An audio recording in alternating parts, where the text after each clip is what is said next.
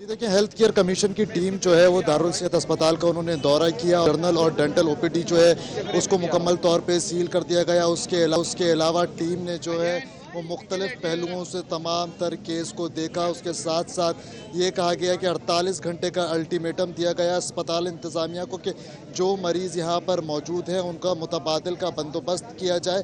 اس کے ساتھ ساتھ جب ہماری بات ہوئی تو ہمارے ذرائع ہمیں بتاتے ہیں کہ ہیلتھ کیئر کمیشن جو ہے اس کو یہ احکامات تھے کہ اسپتال کو مکمل طور پر جو ہے وہ سیل کیا جائے. تو 48 گھنٹے کا ٹائم دیا گیا ہے متبادل بندوبست کرنے کا. اس کے بعد جو ہے وہ مزید فیصلے متوقع ہیں انتظامی اداروں کی جانب سے. ساتھ ہی ساتھ ہم نے یہاں پہ دیکھا ہے کہ جو انتظامیہ کا عملہ تھا اس کی جانب سے اور جو شہری باہر موجود تھے ان کی جانب سے دونوں کے درمیان جو ہے وہ نعرے بازی کا سلسلہ جاری رہا. اور خاص طور پر اگر ہم بات کریں تو ہم نے دیکھا کہ جو اسپتال کے مالک ہیں عامر چشتی صاحب ان کے خلاف بھی نعرے بازی کی گئی. عامر چشتی جو تھے وہ ایم کیو ایم پاکستان کے رہنما بھی ہیں اور ضمنی انتخابات میں ایم کیو ایم پاکستان کے اس حلقے سے یعنی 243 سے امیدوار بھی تھے. اب دیکھنا یہ ہے طریقے سے اس کو جو ہے وہ متعلقہ ادارے اس تمام تر چیز کو دیکھتے ہیں اور کس طرح 48 گھنٹوں میں یہاں سے جو مریض یہاں موجود ہیں ان کو متبادل ان کا بندوبست کیا جاتا ہے یا نہیں. ٹھیک ہے حسن، بہت شکریہ اس بارے میں اپڈیٹ کر رہے تھے. اور اس سے پہلے وزیر اعلیٰ سندھ نے دارالصحت اسپتال 24 گھنٹے میں بند کرانے کی یقین دہانی کرائی تھی اور ہیلتھ کیئر کمیشن کی رپورٹ کو مسترد کر دیا تھا. انہوں نے کہا کہ عصمت قتل کیس کے ملزمان کو سزا ضرور ملے گی. اسی بارے میں حبیب خان کی رپورٹ دیکھیے. وزیر اعلیٰ سندھ سید مراد علی شاہ نشوہ کی المناک موت پر اہل خانہ سے تعزیت کے لیے ان کے گھر پہنچے. اس موقع پر میڈیا سے گفتگو کرتے ہوئے کہا کہ دارالصحت اسپتال اگلے 24 گھنٹوں کے درمیان سیل کر دیا جائے گا. ہدایت جاری کی ہے، جیسے میں نے کہا ہیلتھ منسٹر صاحبہ نے بھی کہا ہے کہ وہ ہیلتھ کیئر کمیشن کی رپورٹ جو آئی ہے اس سے کسی طریقے سے مطمئن نہیں ہے. نشوہ کے والد قیصر علی نے کہا کہ وزیر اعلیٰ سندھ اور آئی جی سندھ کی جانب سے یقین دہانی کرائی گئی ہے کہ ملزمان کو جلد گرفتار کیا جائے گا. انہوں نے یہ یقین دلایا ہے کہ چیئرمین، وائس چیئرمین اور ایگزیکٹو ڈائریکٹر ان کی گرفتاری 2 دن کے اندر عمل میں لائی جائے گی. دوسری جانب وزیر اعلیٰ سندھ نے کورنگی میں زیادتی کے بعد قتل کا نشانہ بنائے جانے والی نوجوان لڑکی عصمت کے گھر پہنچ کر ان کے والدین سے تعزیت کی. وزیر اعلیٰ سندھ کا کہنا تھا ہر صورت واقعے کی تحقیقات کر کے ملزمان کو کیفر کردار تک پہنچایا جائے گا. کیمرامین واحد خان کے ساتھ حبیب خان، 24 نیوز، کراچی. اور کراچی سے ہی خبر ہے جہاں میمن گوٹ کے علاقے میں گھریلو جھگڑے پر شہری آپے سے باہر ہو گیا اور چھری کے وار کر کے بیوی کو قتل جبکہ بیٹی کو زخمی کر دیا. قتل کے بعد ملزم جمن نے خودکشی کی کوشش کی تاہم اسے زخمی حالت میں گرفتار کر لیا گیا ہے. کراچی کا علاقہ میمن گوٹ ہے جہاں یہ واقعہ پیش آیا ہے. گھریلو جھگڑے پر شہری آپے سے باہر ہو گیا اور چھری کے وار کر کے بیوی کو قتل کر دیا جبکہ بیٹی کو زخمی کر دیا. قتل کے بعد جمن نامی ملزم نے خودکشی کی بھی کوشش کی تاہم اسے زخمی حالت میں گرفتار کر لیا گیا ہے.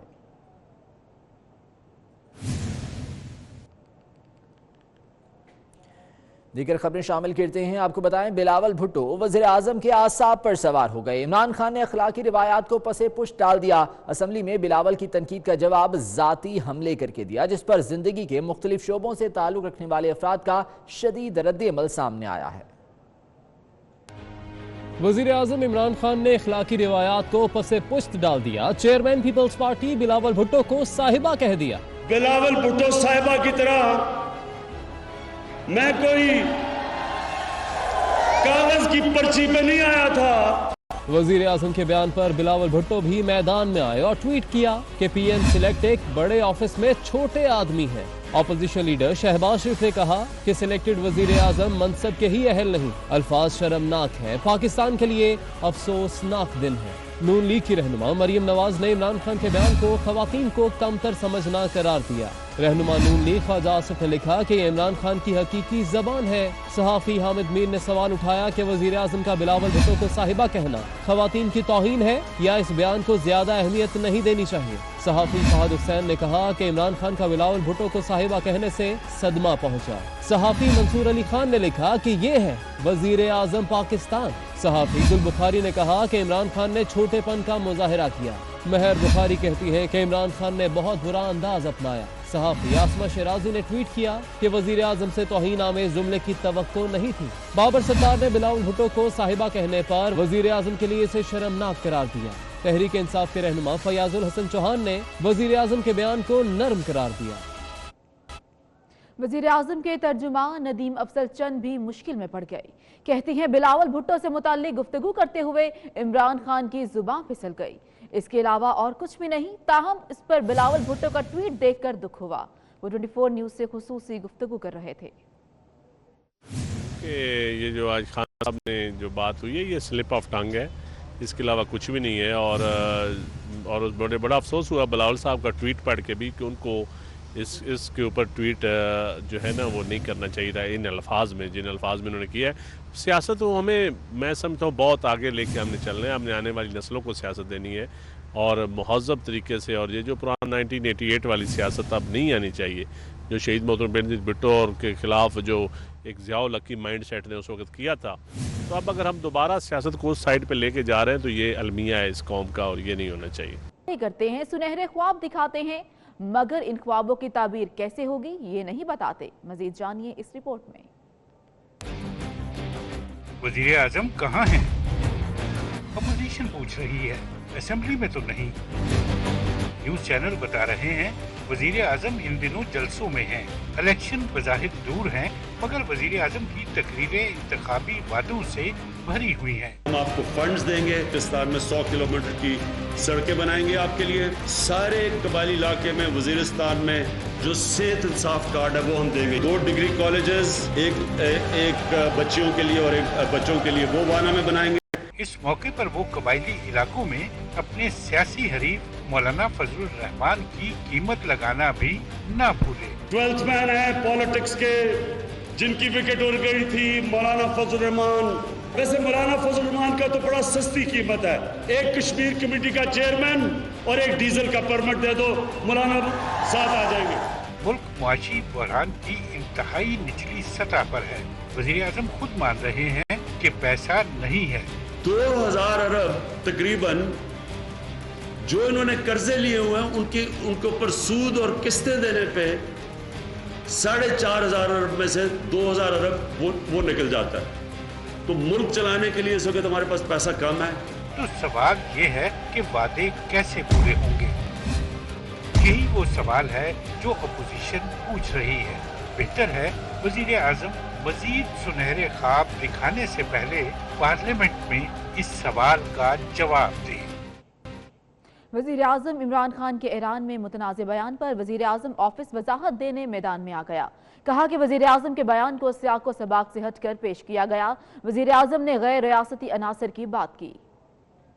Not allow any militant groups to operate from our soil. We will not allow any damage being done to your country from our soil. वजीर आजम इमरान खान के पाकिस्तानी सरजमीन ईरान के खिलाफ इस्तेमाल होने के बयान पर ऑपोजिशन की शदीद तनकीद के बाद वजीर आजम ऑफिस भी मैदान में आ गया। वजाहत में कहा गया कि बयान को सियाको सबाक से हटकर पेश किया गया। गैर रियासती अनासर ने ही बैरूनी पुष्ट पनाही पर पाकिस्तान की सरजमीन इस्तेमाल की। वजीर आजम ऑफिस के मुताबिक इमरान खान ने बलोचिस्तान में होने वाले हालिया दहशतगर्दी के वाक़े का जिक्र किया। भारतीय जासूस कुलभूषण यादव का मामला भी इसी तनाजर में है और इसी अंदाज में ईरान और अफगानिस्तान की सरजमीन पाकिस्तान के खिलाफ इस्तेमाल हुई। तर्जमान वजीर आजम ऑफिस का कहना था कि वजीर आजम के बयान को सियाको सबाक से हटकर देखना गलत तशरीह होगी। इसी तरह करना किसी तौर भी पाकिस्तान की खिदमत नहीं होगी। वजीर आजम इमरान खान ने ईरान में दहशतगर्दी के हवाले से क्या बयान दिया था, आइए आपको पूरे सियाको सबाक के साथ दिखाते हैं।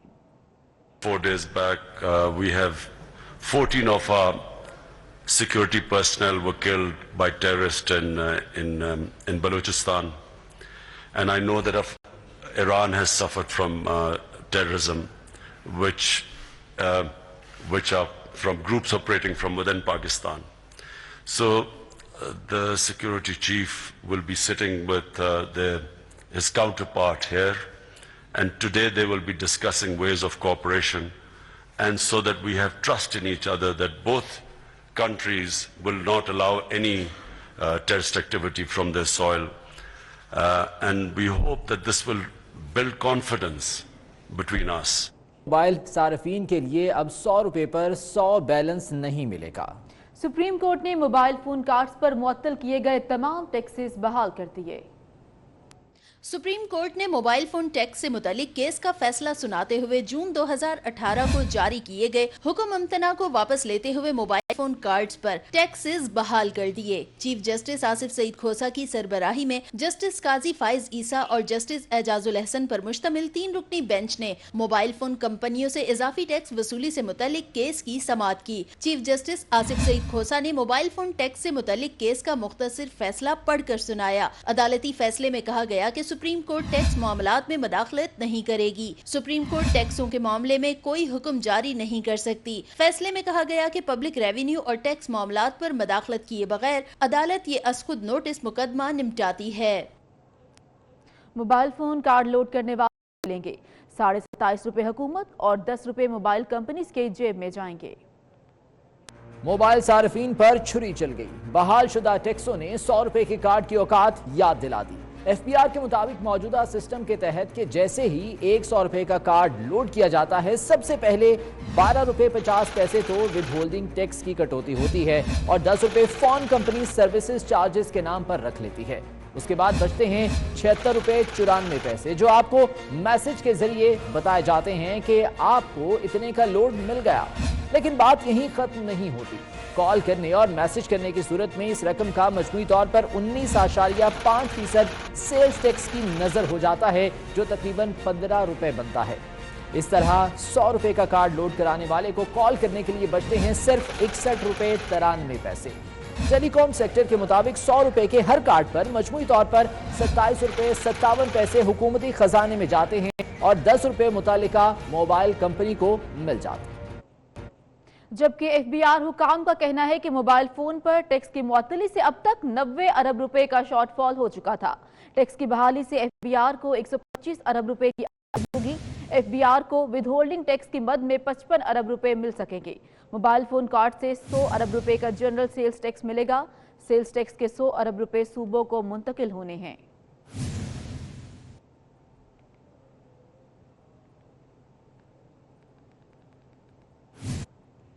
شیخوپورہ ٹیکس پارک کے نو منتخب صدر محمد محسن ورک اور عہدیداروں کی تقریب حلف مقامی ہوٹل میں ہوئی۔ چیئرمین اپیلیٹ ٹریبیونل ان لینڈ ریونیو شاہد مسعود منظر نے حلف لیا۔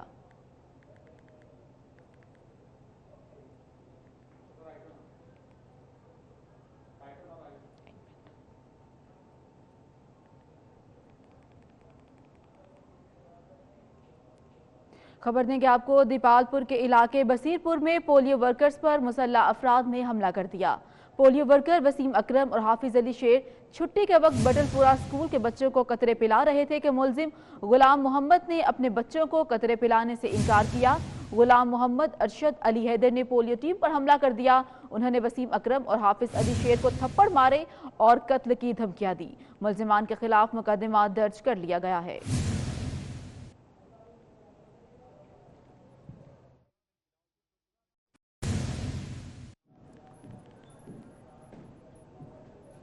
خبر ہے راولپنڈی سے، جہاں پیر ودھائی کے علاقے میں بھی والدین نے بچوں کو پولیو کے قطرے پلانے سے انکار کر دیا، جس پر شہری سبز علی اور اس کے ساتھیوں کی پولیو ٹیم سے ہاتھا پائی ہو گئی۔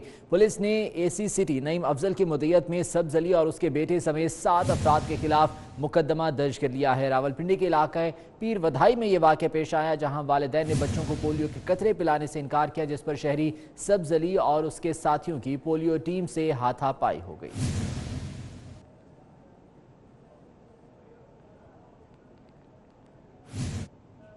فیصل آباد کے علاقے نصیر آباد میں پسند کی شادی کرنے پر لڑکی کے بھائیوں نے 27 سالہ ندیم کو اغوا کے بعد بدترین تشدد کا نشانہ بنایا۔ ملزم ندیم پر ڈنڈوں سے تشدد کرتے رہے اور موبائل سے ویڈیو بھی بناتے رہے۔ ویڈیو میں لڑکی کے بھائی ساجد اور راشد کو تشدد۔ کراچی میں تجاوزات کا خاتمہ جوئے شیر لانے کے مترادف ہو گیا۔ شہر کے بیشتر فٹ پاتھوں پر قبضہ مافیا کا راج ہے۔ پولیس کو بھی کوئی پوچھنے والا نہیں۔ عدلیہ اور کے ایم سی کے نوٹسز کو ہوا میں اڑا دیا گیا۔ اسی بارے میں حسن عباس کی رپورٹ دیکھیے۔ کراچی میں تجاوزات کا خاتمہ ایک خواب بن کر رہ گیا۔ شہر کے مختلف فٹ پاتھوں پر تجاوزات مافیا اور پولیس نے قبضہ کیا ہوا ہے۔ सिंध पुलिस ने अदालती अहकामात और KMC के नोटिस को हवा में उड़ा दिए। सिंध पुलिस को मोहलत पर मोहलत देने के बावजूद भी शहर के मुख्तलिफ फुटपाथों पर कायम गैर कानूनी चौकियां भी खाली नहीं की गयी। PIDC ज़ैनब मार्केट और II चुंदरीगढ़ रोड पर ट्रैफिक चौकियां ताहाल कायम हैं। KMC ने 13 मार्च को हतमी नोटिस जारी करके 7 रोज की मोहलत दी थी। हतमी नोटिस को 1 माह गुजर गया, लेकिन अब तक चौकियां मिस्मार नहीं की गयी। शहर भर में KDA की मुतादिद जमीनों पर कब्जा है। KDA सिर्फ मखसूस जमीनों और प्लॉट वागजार कराने के लिए सरगर्म है। KDA की टीम प्लॉट वागजार कराने गुलिस्तान जौहर ब्लॉक 4 पहुंच गई। KDA की टीम के हमरा पुलिस की भारी नफरी भी मौजूद थी, मगर बिला नतीजा कार्रवाई के बाद KDA की टीम वापस रवाना हो गई। असम्बली में प्री बजट बहस शदीद हंगामा आराई की नजर हो गई। PTI अरकान ने पीपल्स पार्टी की क़यादत के खिलाफ नाजेबा जुमले इस्तेमाल किए। जमाल सदीकी ने हेमलेट पहनकर इजलास में शिरकत की। आजाद नोहरियो की रिपोर्ट में जानिए। फैमिली है, आप मोटरसाइकिल पर नहीं बैठे हुए। सिंध असम्बली इजलास में प्री बजट बहस के तीसरे रोज सूरत हाल उस वक्त मुज़ाका खेज हो गई जब तहरीक इंसाफ के जमाल सदीकी ने हेलमेट पहनकर तकरीर शुरू की। उन्होंने स्पीकर से खदशा जाहिर किया कि उन्हें डर है कि उन पर हमला न हो। अपनी स्पीच करें आप। तो आपकी इजाजत? आपको स्पीच करनी है? जी मैडम करनी है, लेकिन मुझे डर लग रहा है। स्पीच करनी है तो आप स्पीच करें। मुझे डर लग रहा है मेरी बहन से कुछ मार ना दे। आप ऐसा कदम नहीं उठाए ना जिसमें आपको डर लगे। मैंने तो कुछ किया ही नहीं, अभी तो शुरू भी नहीं हुआ। इजलास जारी था कि तहरीक इंसाफ के सईद आफरीदी के जुमले ने जलती पर तेल का काम किया। उन्होंने पीपल्स पार्टी के चेयरमैन पर जुमलेबाजी की, जिस पर ऐवान में शोर मच गया। असेंबली के अंदर नहीं आने देंगे। अगर इजलास में हंगामा आराई बढ़ी तो स्पीकर ने इजलास जुमेरात तक मुलतवी कर दिया। कैमरामैन शौकत अली के हमरा आजाद नोहरियो 24 न्यूज़ कराची। और वजीर रेलवे शेख रशीद भी कमाल के आदमी हैं। हमेशा से उनका मंशूर रहा है कि चलो उधर को जिधर की हवा चले। हफीज शेख के बारे में शेख रशीद माजी में क्या कहते रहे और अब क्या फरमाते हैं, ये रिपोर्ट में जानते हैं। याद माजी अजाब है यारब, छीन ले मुझसे हाफसा मेरा। आजकल कुछ ऐसा ही हाल है पिंडी बॉय शेख रशीद का, जिन्होंने खुद को बड़ा लीडर साबित करने के लिए यू टर्न का सहारा ले ही लिया। वज़ीर रेलवे शेख रशीद ने मीडिया से गुफ्तगू में मुशीर खजाना हफीज शेख की खुलकर तारीफ की और उन्हें बेहतरीन करार दिया। टेक्नोक्रेट जो है शेख हफीज जो है मुल्क का सासा है और असद उमर भी एक कीमती इंसान है। मगर वो शेख रशीद ही थे जो पीपल्स पार्टी के दौरे हुकूमत में हफीज शेख को नाकाम वजीर करार दे चुके हैं। शेख रशीद ने अपने ट्वीट में लिखा था कि हफीज शेख ने मुल्क को इस हाल में पहुंचाने पर खूब किरदार अदा किया। सिर्फ इतना ही नहीं, शेख रशीद ने जून 2012 को तंज किया और कहा था कि मुल्क की मईशत की रफ्तार हफीज शेख की प्रेस कॉन्फ्रेंस में तेज हो रही है। और असद उमर कौमी असम्बली आए तो पीपल्स पार्टी के खिलाफ जमकर बोले, मगर उनकी तकरीर के बारे में पूछा जा रहा है कि ये पीपल्स पार्टी के खिलाफ थी या हफीज शेख के। ये सवाल क्यों पूछा जा रहा है, इस रिपोर्ट में जानिए। असद उमर इन दिनों दुखी हैं, शायद अपने जाने और हफीज शेख के आने से। इसीलिए बुध के रोज कौमी असम्बली में उन्होंने जो तकरीर की वो बाज लोगों को समझ नहीं आ रही। वो पूछ रहे हैं कि असद उमर की तकरीर पीपल्स पार्टी के खिलाफ थी या हफीज शेख के, क्योंकि वो बार बार पीपल्स पार्टी को उसकी मुआशी नाकामी का ताना दे रहे थे। बिलावल साहब, आपकी हुकूमत के अंदर तो 4 सूरमा वजीर खजाना बदले, एक एक सूरमा भेजते गए, एक एक नाकाम होता रहा, एक एक घर जाता रहा। तो अगर हम ना हिलें, अगर हम नाकाम हैं, तो आप क्या थे? क्या आप नहल तरीन थे? क्या आप नाकाम तरीन थे? इस सवाल की बुनियाद ये हकीकत है कि पीपल्स पार्टी की 5 साला हुकूमत में 3 बरस मौजूदा मुशीर खजाना हफीज शेख ही के थे। कहने वाले तो ये भी कह रहे हैं कि असद उमर की तकरीर का मामला कहना बेटी को और सुनाना बहू के मुहावरे जैसा है। साबिक वजीर खजाना इसहाक डार ने सोशल मीडिया पर कर्जों के हवाले से बयान जारी कर दिया। उनका कहना है कि यह बात झूठ है कि नून लीग ने अपने दौरे हुकूमत में 15,000 अरब रुपए के कर्जे लिए। नून लीग ने अपने दौर में 9,200 अरब रुपए के कर्जे लिए। नून लीग ने कर्जे लेकर महंगाई कम की। ये बिल्कुल झूठ है कि मुस्लिम लीग नून ने जो कर्जे लिए वो 15,000 अरब अपने 5 साल दौर में लिए। 9,200 से करीबन 9,300-400 अरब का कर्जा जो था वो मुस्लिम लीग नून की हुकूमत ने लिया। ये जो कर्जा लिया तो یہ کہاں خرچ کیا؟ قرضے کے نے اپنے 5 سالہ دور میں پاکستان میں انفراسٹرکچر کا جال بچھایا اور ملک میں ترقیاتی کاموں کا جال بچھایا. جب ہم آئے تھے تو ایوریج 12% انفلیشن تھی پچھلے 5 سال کی 2008-13 کی، اور قریباً 9% کے قریب ہم نے ٹیک اوور کیا تھا. جب ہم اس کو 5 سال کے بعد چھوڑا تو 3.6% تھی، جو کہ لوئسٹ تھی 40 سال میں. ہم نے روزمرہ کی اشیاء جو تھی اس کی قیمتیں نہیں بڑھنے دیں، ہم نے ادویات کی قیمتیں نہیں بڑھنے دیں، کہ جو ضرب عظم کا ایک بڑا میجر آپریشن تھا وہ ہم نے فائنانس کیا. ہم نے سیکیورٹی ڈیفنس ایکسپینڈیچر کو 550 ارب سے ڈبل کر کے ہم نے الحمدللہ 1100 بلین پہ لے کے گئے. ہم نے پاکستان کے ریونیو کی کلیکشن کو ڈبل کیا، 1900 ارب سے بڑھا کے 3800 ارب پہ لے کے گئے.